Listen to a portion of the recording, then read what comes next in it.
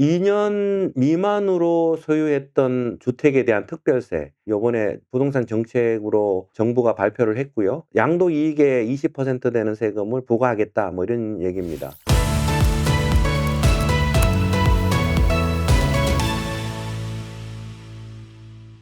안녕하세요. 김준영 회계법인의 대표 김준영 회계사입니다. 올해 2024년도 2월부터 4월까지 많은 부동산 관련된 정책이 쏟아졌습니다. 그래서 택시즌 끝나자마자 바로 동영상을 만들어서 올려드립니다. 먼저 주정부 예산안은 2024년 2월 22일 날 발표가 되었고요. 그 안에 많은 내용들이 있었습니다. 부동산 관련된 정책, 굉장히 중요한 내용들 몇 가지만 제가 뽑아서 오늘 말씀드리려고 합니다. 2년 미만으로 소유했던 주택에 대한 특별세, 요번에 부동산 정책으로 정부가 발표를 했고요. 양도 이익의 20% 되는 세금을 부과하겠다, 뭐 이런 얘기입니다. 아시다시피 작년부터 연방정부는 플리핑 텍스라는 내용으로 1년 미만으로 보유했던 주택을 매도했을 때 양도소득이 아닌 비즈니스 소득으로 간주해서 과세하겠다. 그 결과로 1년 미만으로 매매했을 때는 원래 세금 내던 거에 2배를 내게 됐죠.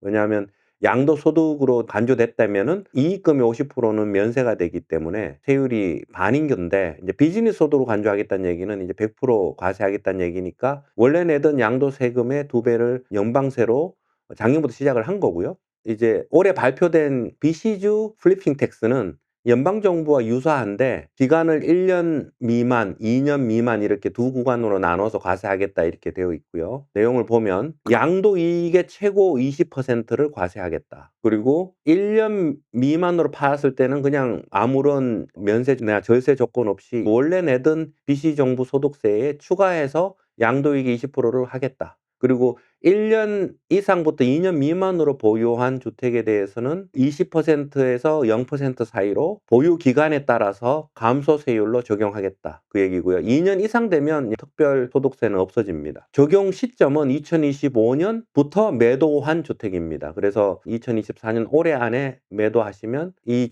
세법은 적용받지 않습니다. 그리고 전매도 똑같이 이 세법이 적용이 됩니다. 그래서 내가 이제 입주권을 산 시점과 입주권을 전매한 시점 사이에 아까 그 차트에 따라서 20%에서 아니면 페이드아웃 구간인 0%에서 20% 사이가 과세가 됩니다. 작년부터 시행된 연방정부 플리핑 텍스와는 별도로 부과됩니다. 연방정부 세율이 1년 미만으로 가지고 있다 판 거는 세율이 2배가 됐다고 말씀드렸죠. 주정부도 마찬가지 2배가 됐다고 봐야 됩니다. 그래서 둘 다 단기 보유하고 나서 파는 물건에 대해서는 2배로 과세하겠다, 이렇게 보입니다. 반면 이익이 나지 않는 경우도 있죠. 요즘 부동산 경기가 썩 좋지는 않습니다. 특히 새로 분양받은 물건들 같은 경우는 이익이 많이 나지 않는 경우가 많기 때문에 이런 경우는 이익이 나야지 발생하는 세금이라 걱정할 필요는 없습니다. 여기에 이제 예외 규정들이 있습니다. 살고 있는 거주용 주택 같은 경우는 2만 불 가량의 감면 혜택을 줍니다. 그래서 위에 세율과 구간에 따라서 BC정부 세금이 계산이 됩니다, 먼저. 그리고 나서 주거주지인 경우,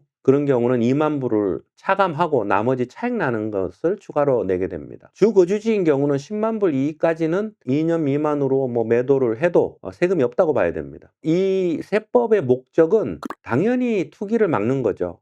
분양을 받고 전매도 노려보고 또 안 되면은 컴플리션 한 다음에 이익을 남기고 되팔고 이런 게 굉장히 많았기 때문에 거기에 따른 여러 가지 마켓에 주는 부정적인 그런 요소들이 많았어요. 그래서 그걸 막자 하는 게 첫 번째 이유고요. 두 번째는 밴쿠버의 임대가 굉장히 부족합니다. 그래서 2년 이상 보유하라는 얘기는 임대로 유도하기 위함이라 보입니다. 그리고 혜택이 크지는 않지만 정부 정책에는 항상 채찍과 당근이 있죠.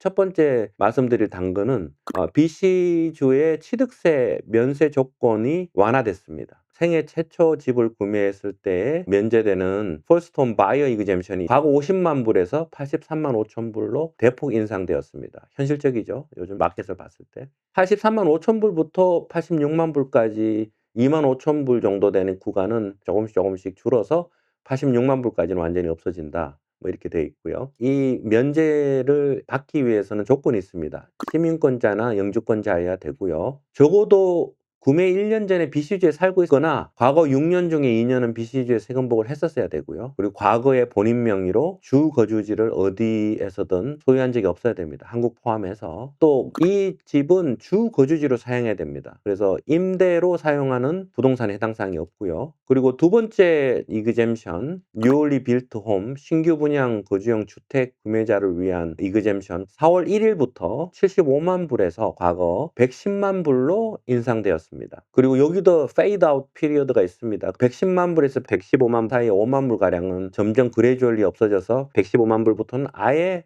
면제가 안 된다, 이렇게 되어 있습니다. 그래서 5만 불 가량의 페이드 아웃 피리어드가 있고요. 여기 이그젬션의 조건은 까다롭지 않습니다. 구매자 조건은 시민권자나 영주권자여야 되고, 주택 조건은 동일합니다. 주 거주지로 사용해야 된다. 근데 생애 최초여야 된다, 1년 전에 비시주 거주자여야 된다, 6년 중에 2년 세금보고 이런 조건은 없습니다. 사실 이그젬션 규정이 있었지만 유명무실한 프로그램이었습니다. 왜냐하면 50만 불 미만의 주택도 많지가 않고요. 신규 분양에 75만 불 미만의 주택도 찾기 쉽지가 않고요. 그렇기 때문에 공제 한도액을 늘림으로 인해서 사실 많은 사람들이 혜택을 볼 것 같습니다. 그리고 과거에 주택을 보유했던 분들은, 특히 이제 한국에 이민 오기 전에 주택이 있었던 분들은 사실은 첫 번째 말씀드린 생애 첫 거주용 주택 이그젬션은 아니기 때문에 신규 분양 주택 취득세 면세만 해당이 됩니다. 지금까지 2월 22일 날 발표한 BC 정부 예산안에 대해서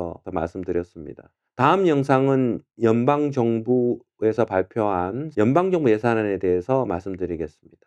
감사합니다.